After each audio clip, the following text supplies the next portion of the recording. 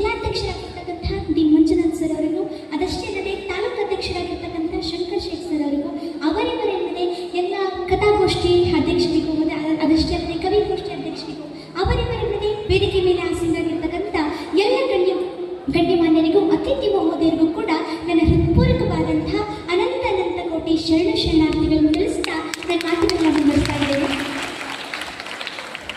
ಕೇವಲ ಅದಷ್ಟೇ ಅಲ್ಲದೆ ವೇದಿಕೆ ಮುಂಭಾಗದಲ್ಲಿ ಆಸೀನರಾಗಿರ್ತಕ್ಕಂಥ ಎಲ್ಲ ನನ್ನ ಕನ್ನಡ ಮನಸ್ಸುಗಳಿಗೂ ಕೂಡ ಅದಷ್ಟೇ ಅಲ್ಲದೆ ಎಲ್ಲ ವಿದ್ಯಾರ್ಥಿನಿಯರಿಗೂ ಕೂಡ, ಈ ಪತ್ರಿಕಾ ಮಾಧ್ಯಮದವರಿಗೂ ಕೂಡ ನನ್ನ ಹೃತ್ಪೂರ್ವಕವಾದಂಥ ಅನಂತ ಅನಂತ ಕೋಟಿ ನಮಸ್ಕಾರಗಳನ್ನು ತಿಳಿಸ್ತಾ ನನ್ನ ಮಾತುಗಳನ್ನ ಮುಂದುವರಿಸ್ತಾ ಇದ್ದೇನೆ. ಕೃತಯುಗದಲ್ಲಿ ಶ್ರೀ ಗುರು ಶಿಷ್ಯಂಗೆ ಬಡಿದು ಬುದ್ಧಿಯ ಕಲಿಸಿದರೆ ಆಗಲೇ ಮಹಾಪ್ರಸಾದವೆಂದನೆಯ್ಯ. ತ್ರೇತಾಯುಗದಲ್ಲಿ ಶ್ರೀ ಗುರು ಶಿಷ್ಯಂಗೆ ಬಡಿದು ಬುದ್ಧಿಯ ಕಲಿಸಿದರೆ ಆಗಲೇ ಮಹಾಪ್ರಸಾದವೆಂದನೆಯ್ಯ. ದ್ವಾಪರ ಯುಗದಲ್ಲಿ ಶ್ರೀ ಗುರು ಶಿಷ್ಯಂಗೆ ಜಂಕಿಸಿ ಬುದ್ಧಿಯ ಕಲಿಸಿದರೆ ಆಗಲೇ ಮಹಾಪ್ರಸಾದವೆಂದನೆಯ್ಯ. ಕಲಿಯುಗದಲ್ಲಿ ಶ್ರೀ ಗುರು ಶಿಷ್ಯಂಗೆ ವಂದಿಸಿ ಬುದ್ಧಿಯ ಕಲಿಸಿದರೆ ಆಗಲೇ ಮಹಾಪ್ರಸಾದವೆಂದನೆಯ್ಯ. ಗುಹೇಶ್ವರ, ನಿಮ್ಮ ಕಾಲದ ಕಟ್ಟಳೆಯ ಕಲಿತನಕ್ಕೆ ನಾವೆರಗಾದೆನು ಅಂತಕ್ಕಂಥ ಒಂದು ಅಲ್ಲಮ ಪ್ರಭುಗಳ ಒಂದು ವಚನದ ಮೂಲಕ ಇವತ್ತು ನನ್ನ ಮಾತುಗಳನ್ನ ಮುಂದುವರಿಸ್ತಾ ಇದ್ದೇನೆ.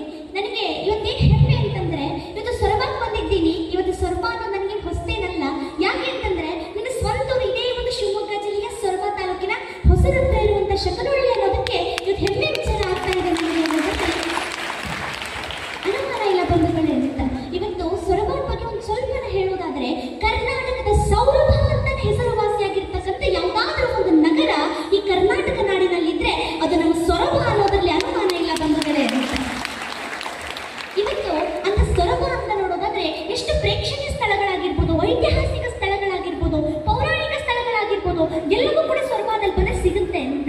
ಇವತ್ತು ಉದಾಹರಣೆಗೆ ಇವತ್ತು ಪೌರಾಣಿಕ ಸ್ಥಳ ಆದ ತಕ್ಷಣ ಮೊದಲಿಗೆ ನಮ್ಮ ನೆನಪಿಗೆ ಬರೋದು ಚಂದ್ರಗುತ್ತಿ ಅಂತ ಹೇಳುತ್ತಾರೆ. ಯಾಕಿದನ್ನು ಹೇಳ್ತಾ ಇದ್ದೀನಿ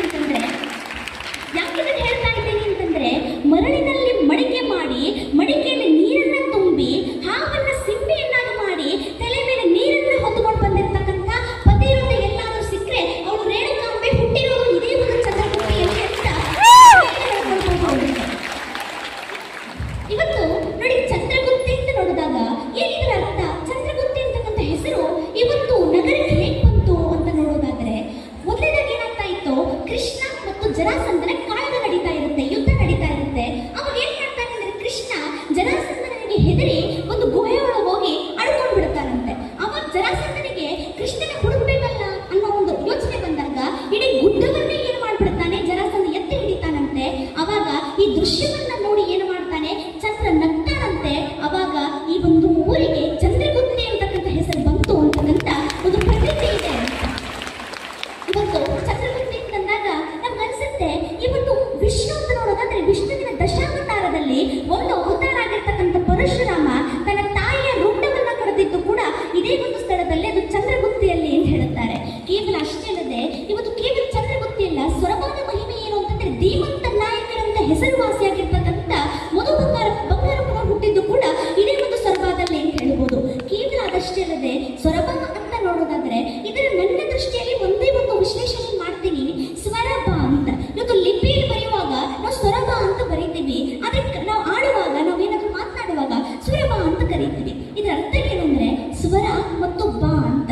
ನೋಡಿ ಇದರ ಏನು ಅರ್ಥ ಕೊಡ್ತಾ ಇದೆ ಅಂತಂದ್ರೆ, ಮೊದಲನೇದಾಗಿ ಎಲ್ಲಾ ಮಕ್ಕಳ ಬಾಯಲ್ಲಿ ಸ್ವರ ಬರಬೇಕು, ಕನ್ನಡದ ಮೂಲಾಕ್ಷರಗಳಾಗಿರ್ತಕ್ಕಂಥ ಅ ಆ